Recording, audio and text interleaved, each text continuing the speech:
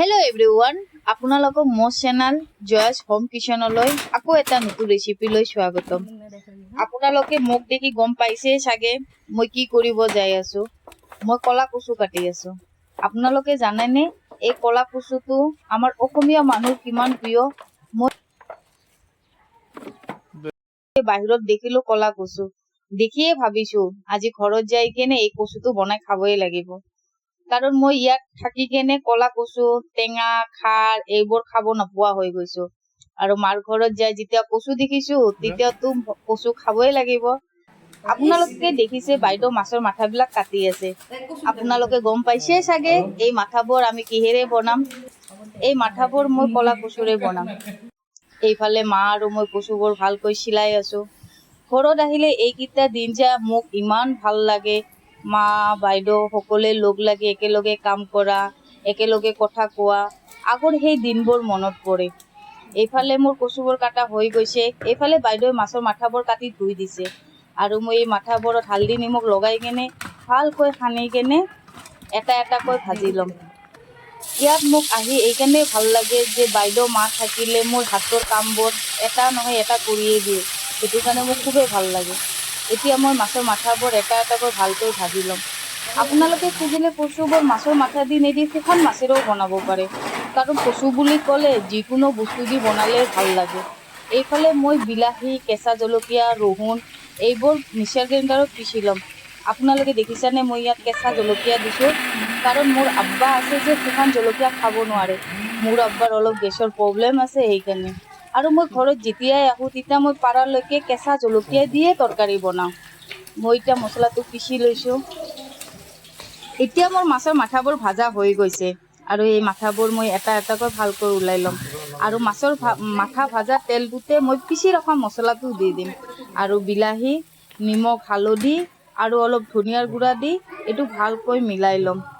এই কচুটো যে বনাই কেনে গৰম গৰম ভাতেৰে খাব ইমান ভাল লাগে। আপোনালোকে জনাবচোন কলা কচু কিহেৰে খাই আপোনালোকে ভাল পায়। এতিয়া মই মছলাটো ভালকৈ মিলাই ল'ম আৰু মছলাটো অলপ টাইম ভালকৈ হ'ব দিম। আপোনালোকে দেখিছে মোৰ মছলাটো হৈ গৈছে। এতিয়া যে কাটি ৰাখিছিলোঁ সেই কচুবোৰ এই মছলাটোৰ ওপৰত দি কেনে ভালকৈ 2 পৰা 3 মিনিট মিলাই দিম।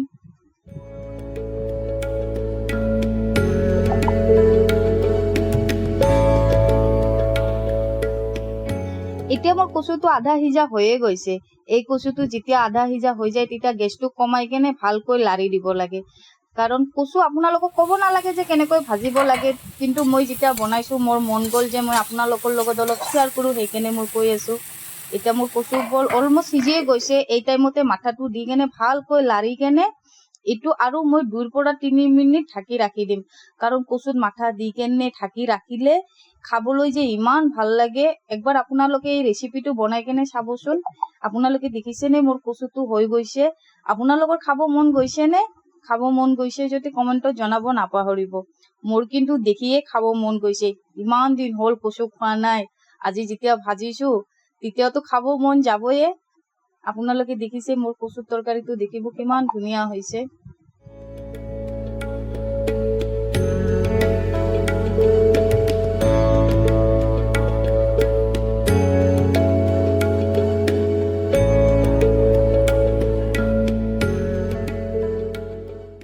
এতিয়া মই গৰম গৰম ভাতৰ লগত এই কচু তৰকাৰীটো খাবলৈ ওলাইছোঁ। আপোনালোকে নাভাবিব যে মই আগতে খাব ওলাইছোঁ। যেতিয়া মই বনাইছোঁ তেতিয়াই মোৰ হাজবেণ্ডে পিছৰ পৰা কৈ আছে, বেবী কচু তৰকাৰীটো হ'লে মোক গৰম গৰম ভাতেৰে দিবা। মই কিন্তু বহুত দিন হ'ল কচু তৰকাৰী খোৱা নাই। আৰু আপোনালোকে দেখিছেনে মই কচুৰ লগত এইবোৰ সৰু মাছ ভাজি, ডাঙৰ মাছৰ মাথা এইবোৰ বনাইছোঁ। মই যেতিয়াই ঘৰত আহোঁ তেতিয়াই কিবা নহয় কিবা মই মোৰ মা আব্বাক বনাই কেনে খুৱাম। মই ভাবোঁ যে 2 দিনৰ কাৰণে আহোঁ তো মা আব্বাক কিবা নহয় কিবা বনাই কেনে খুৱাম। আৰু আপোনালোকক যদি মোৰ ভিডিঅ'বোৰ চাই ভাল লাগি আছে তেতিয়াহ'লে লাইক কৰিব, ছাবস্ক্ৰাইব কৰিব। লগত কিবা বেয়া লাগিলে কমেণ্টত জনাব নাপাহৰিব। বন্ধুসকল আপোনালোকৰ লগত আকৌ এটা নতুন ভিডিঅ' লৈ কেনে লগ পাম।